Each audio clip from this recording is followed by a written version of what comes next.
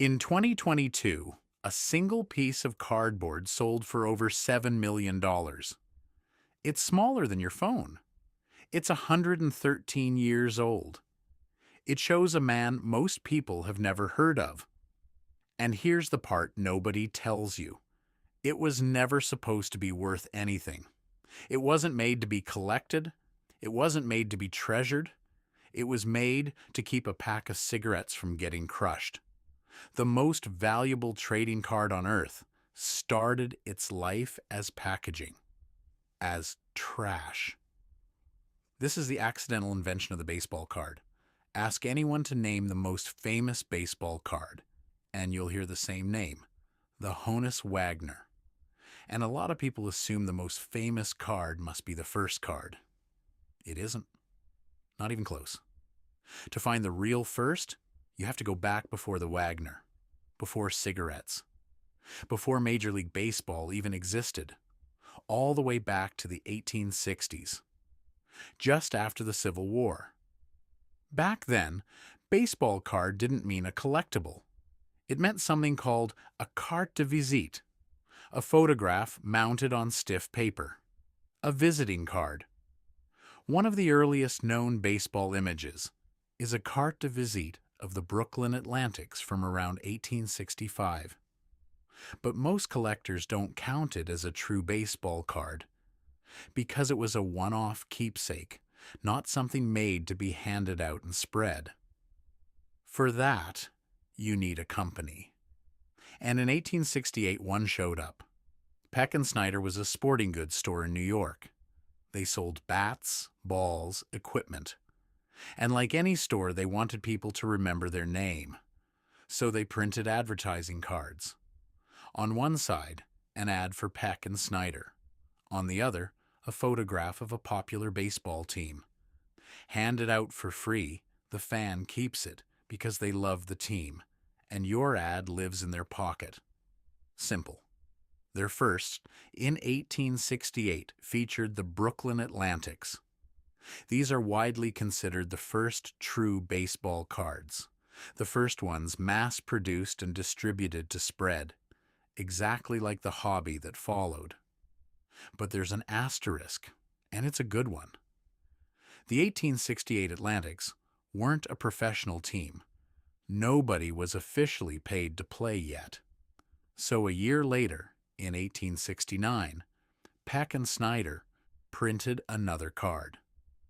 This one featured the Cincinnati Red Stockings, the very first openly all-professional baseball team in America. They went 57 and, oh, that year, undefeated. So depending on how you define it, the first baseball card is either the 1868 Atlantics, first mass-produced, or the 1869 Red Stockings, first professional team. Historians still argue about it. And that argument is the point. There is no single first card. There's a starting line and a lot of people standing near it. What matters is what these cards had in common. They were advertising, every single one. Nobody made a baseball card just to make a baseball card. And that idea, put a ball player on cardboard to sell something else, was about to explode because a much bigger industry noticed. Tobacco. In the late 1800s, cigarettes were sold in soft paper packs. And soft packs had a problem. The cigarettes got crushed. So manufacturers slipped a piece of stiff cardboard into each pack to protect them. A stiffener. At first, it was just blank cardboard. Wasted space. Until someone had an idea worth billions. What if we print something on the stiffener?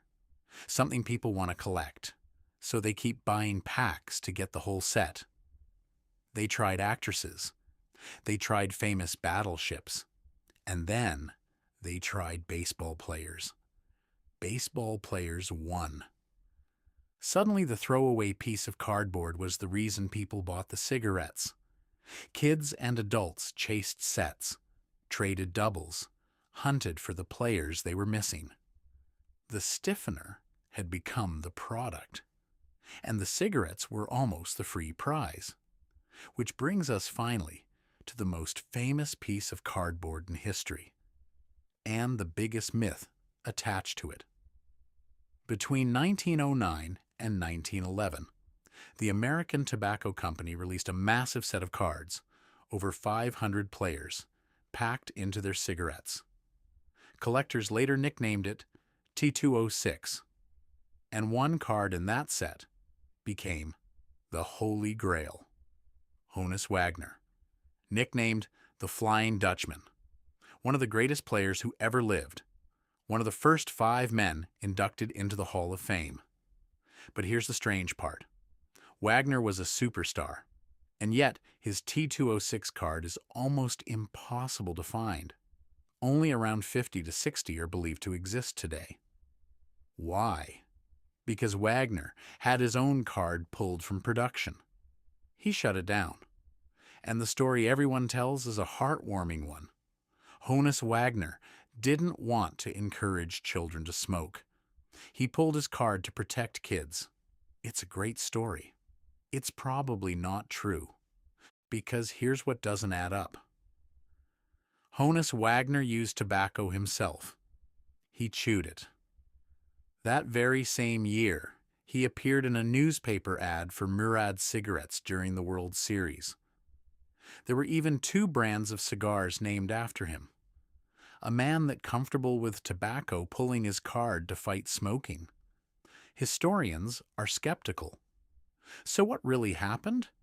The most likely answer is much simpler and much more human. Money.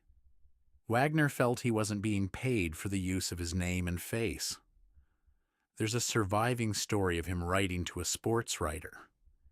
He didn't want his picture selling cigarettes he got nothing for, but he also didn't want the writer to lose his commission, so he included a check to cover it. He didn't hate cigarettes. He hated not getting a cut. And that decision, a contract dispute, not a moral crusade, accidentally created the rarest, most valuable card on the planet. The myth made him a hero. The truth made him a businessman.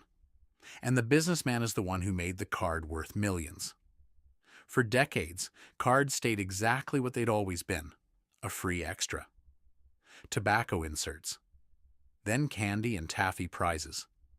Then, in the 1930s, they came with slabs of bubblegum. The gum was the product. The card was the bonus. Even then, still not the point. Then came a company called Topps. And in the 1950s, Topps flipped the entire equation. They made the card the reason you bought the pack, and the gum an afterthought. The stiffener had finally become the whole product, nearly a century after it started as packaging. And one more quiet hero, a man named Jefferson Burdick. Burdick was a collector who, in the 1930s, built the first real system for organizing and cataloging cards, including the codes we still use like T206. He eventually donated his enormous collection to the Metropolitan Museum of Art. Yes, the world's most famous baseball card myths live in part inside an art museum. The cigarette stiffener became fine art. So think about the whole chain. A sporting goods store prints an ad to sell bats. A cigarette company needs to stop crushing its product. A ball player wants his fair share of the money. Not one of these people was trying to invent a hobby. Not one of them was thinking about collectors, or auctions, or $7 million sales. Every single step was an accident, a side effect, a piece of packaging. And that packaging turned into an industry worth billions. Cardboard rectangles that outlived the cigarettes, the taffy, the gum, and everyone who ever doubted them. The most valuable cardboard on Earth was never supposed to matter at all.